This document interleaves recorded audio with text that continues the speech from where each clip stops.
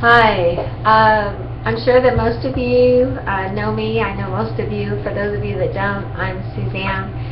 And Dave and I are trying to get a message out to the department regarding course learning outcomes. And so we're going to try a lot of different ways to get the message out, and doing the video message is one way, I suppose, as good as another. So I guess this is in lieu of a department meeting. No, this is one way to look at a department meeting, I suppose. But anyways, the purpose of this is to discuss the CLOs, the course learning outcomes. The Comm Studies department has somehow gotten rather behind in assessing our course learning outcomes.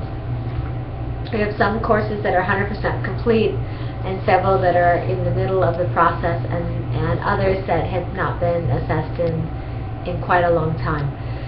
So this semester our primary focus is on interpersonal and on public speaking, Comm 100 and 103. So I'm here to talk to you about Comm 100, public speaking, and first give you a little bit of background, and then we'll talk about practically what this means. The course learning outcomes for public speaking have been reassessed and simplified. We took a long, hard look at specifically, really bottom line, what is it we want a student to come out of Comm 100 with? What's the skill set?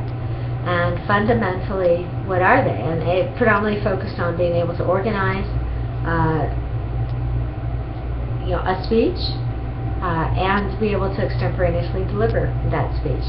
So now what we need you to do is we need you to take the rubric that we have created that helps assess how students are doing on those CLOs, and that rubric divides performance into 4 categories: poor, average, above average, and excellent. And we need you to take these rubrics and, basically utilizing a speech that students are already assigned to do in your class, assess their performance according to these 2 rubrics. You're not doing any additional work. It's a regularly scheduled speech. It's just one small form that you'll just make a small little check mark. It's designed to be very simple. It's designed not to be an imposition on your class. It's not something the students see. It's just their name and a check mark. And it's designed to go with either informative or persuasive, or any speech really that fundamentally fits that particular format of either one of those 2, our big ones, informative or persuasive. The other thing that I need to tell you is that it is critically important that you are involved in this process. We have 15, 16 adjunct faculty in the Comm Studies department, and by and large the vast majority of our public speaking sections are taught by you. And so your involvement is not optional. It's not nice if we had it. It's absolutely important and critical and imperative, and we want very much you to be a part of this process. So please understand that. The other thing that I want to make sure that you're clear on: how students are assessed in your class has no reflection on you as an instructor on a couple of different levels. One, I have students that do really well. I have students that fail. You probably the same. So an instructor that has a whole class full of excellence does not necessarily mean that's an excellent instructor. Nor does a student that has a whole bunch of students in the poor column, does that necessarily mean that's a bad instructor.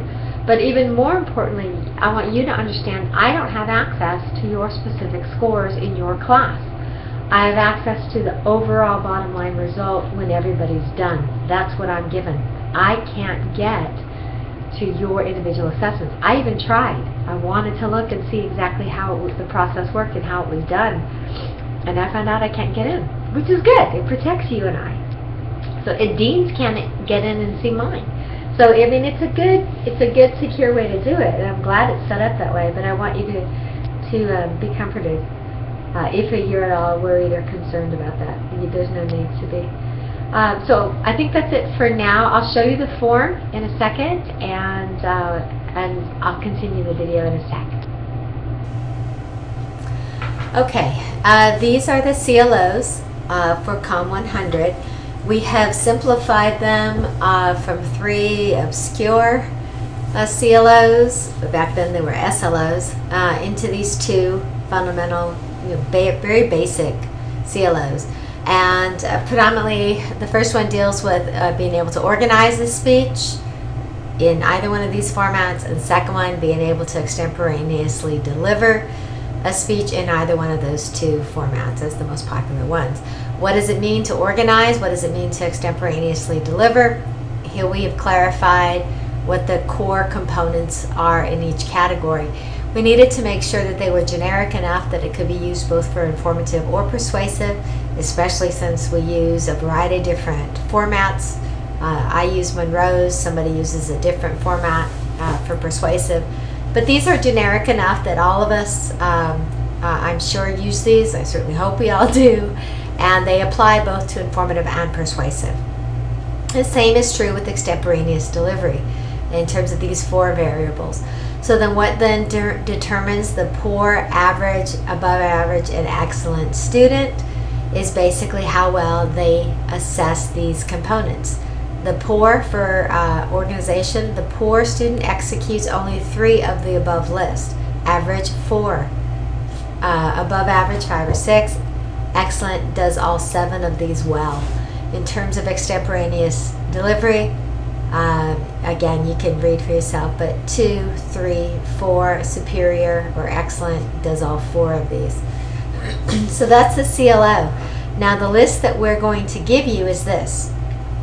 This is a Excel spreadsheet that Dave created. I modified slightly, but it should be pretty simple and straight up to use. You're going to jot down the name of each student as they are giving the speech in your class. Again, it doesn't matter whether it's informative or persuasive. It's not an additional speech. It's something regularly scheduled. And here are your rankings for this CLO, and here are the rankings for the other CLO. I've included the components of the CLO to remind you, and also jotted down what poor was, what average, above average, and excellent is in each category. Excellent was all 7 of those. So anyways, so all you have to do is jot down their name and check where they are in the column. And pretty simple. It shouldn't take you but seconds in the classroom to make this little notation. When your class is finished, then you will upload them to Illumine, and we'll show you how to do that with a link to a different video that will show you how to get to Illumine and upload your scores. So anyways, I hope that's simple enough.